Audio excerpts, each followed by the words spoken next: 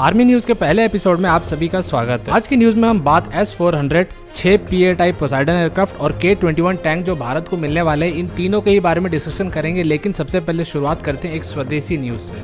DRDO बना रही है 5.56 × 30 mm की सब मशीन गन।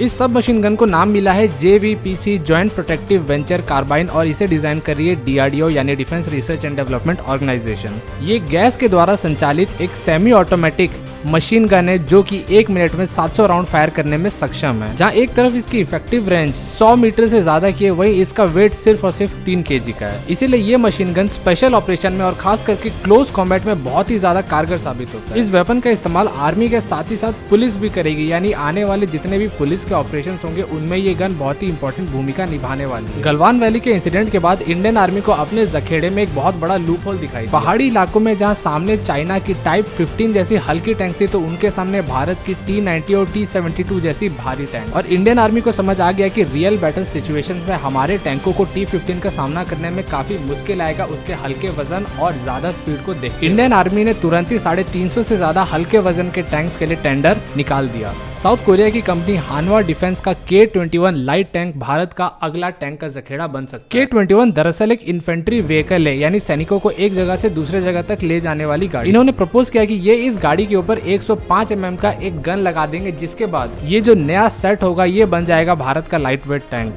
इसमें जहाँ एक तरफ एक हल्के वजन होने की वजह से एक गाड़ी की क्षमता होगी, यानी तेजी से एक से दूसरे जगह तक पहुंच, वहीं दूसरी तरफ इसके ऊपर लगा 105 mm का जो गन होगा वो इसे शक्ति भी प्रदान करेगा, जिससे ये सामने वाले टैंक से लड़ भी पाएगा। भारत USA से 6 एडिशनल P-8I पोसाइडन एयरक्राफ्ट खरीद रहा है $2.42 बिलियन देकर। हमने पहले आपको आगा लेगा आइलैंड के बारे में बताया था, जो मॉरिशस के पास भारत का एक सीक्रेट मिलिट्री बेस है। ये सभी चीजें एक प्लानिंग के तहत बनाई जा रही है। दरअसल चीन ने दुनिया की सबसे बड़ी सबमरीन की फोर्स तैयार कर ली है। चीन से हमारा किसी भी तरह का विवाद होता है तो ये चाइनीज पनडुब्बियां इंडियन ओशन से होकर के सीधे भारत के पास पहुंच जाएंगे और अपने मिसाइल्स के जरिए भारत के अलग अलग इलाकों में मिसाइल अटैक कर देंगे। भारत इन्हें रोकने के लिए अगर अपने सबमरीन बनाता है तो इसमें 60 से 70 साल का समय लग जाएगा चाइना की बराबरी करने में। भारत ने बहुत ही चालाकी से अमेरिका के P-8I पोसाइडन विमानों को खरीद दिया, जिन्हें सबमरीन हंटर कहा जाता है। अब चाइना के कितने भी सबमरीन इंडियन ओशन में क्यों ना आ जाए, ये जो विमान है ये उनका शिकार कर सकते हैं और भारत को बहुत ही ज्यादा सेफ रख सकते हैं। भारत के पोसाइडन विमान अंडमान निकोबार से लेकर के आगा लेगा के बीच उड़ाने भरेंगे, जिससे ये पूरा इंडियन ओशन का इलाका इनके रेंज में रहेगा और हम किसी भी तरह के चाइनीज सबमरीन के घुसपैठ से अपने आप को बचाए रख सकते हैं। 2021 यानी इसी साल के अंत तक भारत को S-400 यूनिट का पहला रेजिमेंट मिल जाएगा। S-400 यानी दुनिया का सबसे बेहतरीन एयर डिफेंस सिस्टम। यहाँ पे एक रेजिमेंट का मतलब सिर्फ एक है